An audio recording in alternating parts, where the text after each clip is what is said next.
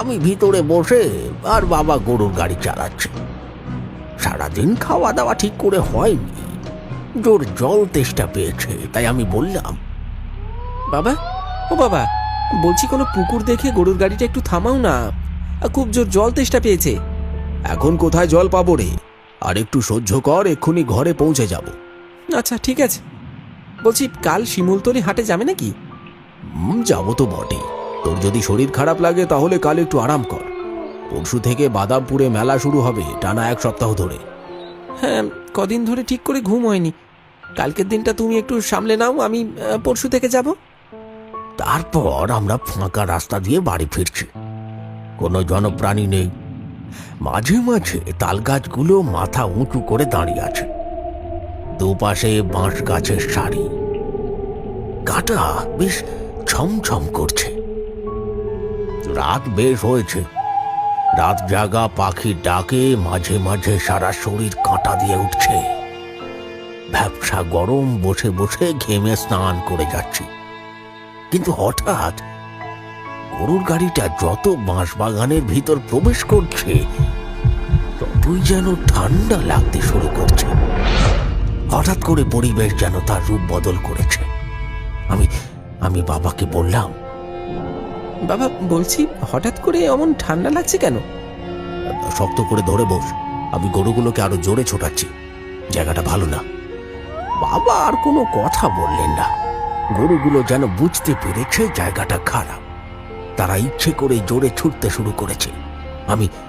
আমি ভিতরে বসে ভয়ে কাঁপছি।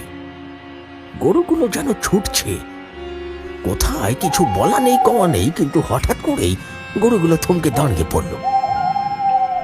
কি হলো বাবা, এমন করে দাঁড়িয়ে পড়লে কেন? বাবা কোনো উত্তর দিলেন না, শুধু মুখে হাত দিয়ে চুপ থাকতে বললেন।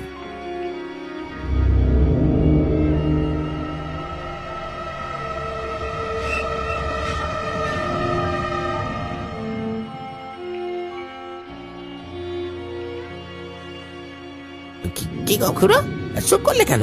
তারপর কি হলো বলো, কি দেখলে তুমি? আরে দাঁড়া দাঁড়া, এত ধরফর করলে হয়? আমাকেও তো একটু জিরোতে দে। নাও নাও খুড়ো, তাড়াতাড়ি গল্পটা বলো, না হলে গল্পের রেশটা কেটে যাবে। তারপর কি দেখলে? বাবা মুখে হাত দিয়ে দেখালেন, কেউ একজন একটা তাল গাছের গোড়ায় 4 পায়ে বসে আছে, আর মাটিতে পড়ে আছে একটা ছাগলের মাথা। এক হাত জিভ বার করে চেটে চেটে খাচ্ছে তাজা রক্ত।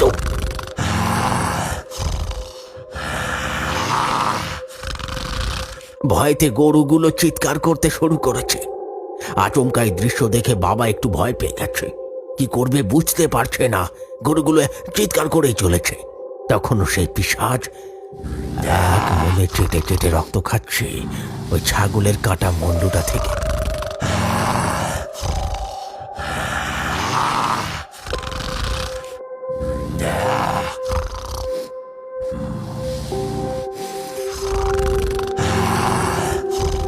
হঠাৎ তার নজর পড়ল আমাদের ওপর।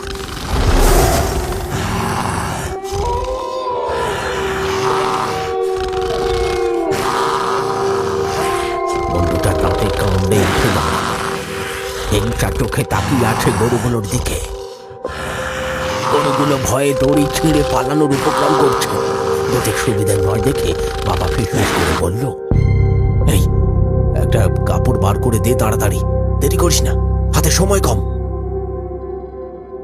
গ্রামের লোক বলা বলি করে ওই বাগানে নাকি এক পিশাচ থাকে। সুযোগ পেলে গ্রামে ঢুকে হাঁস, মুরগি, ছাগল, গরু তুলে নিয়ে যায় আর কাঁচা চিবিয়ে খায়।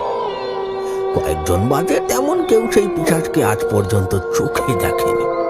সেই পিশাচ কটমট করে দেখছে আমাদের দিকে।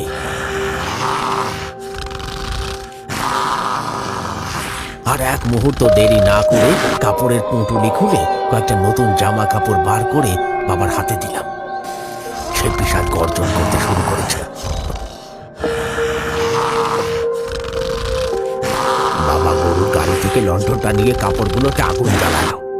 সেই আগুন দেখে পিশাচটা আরো জোরে চিৎকার করতে শুরু করলো।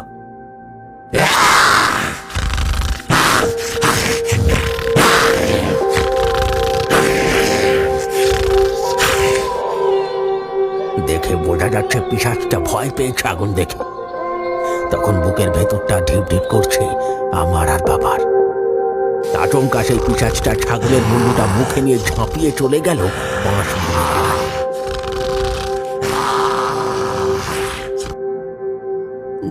তারপর খুড়ো ওই পিশাচটা কিছু ক্ষতি করার চেষ্টা করেনি?